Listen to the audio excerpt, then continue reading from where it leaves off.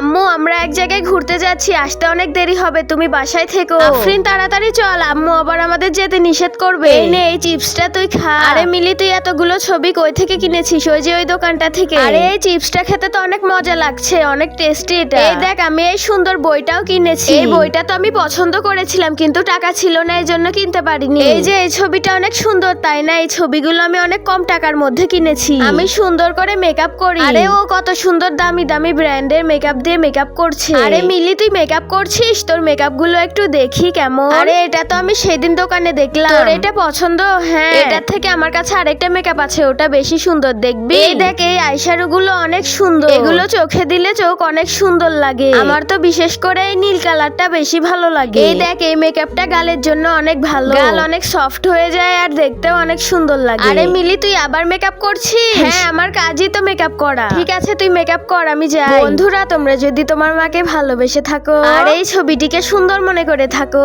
তাহলে ভিডিওতে একটি লাইক করে চ্যানেলটি সাবস্ক্রাইব করে দাও।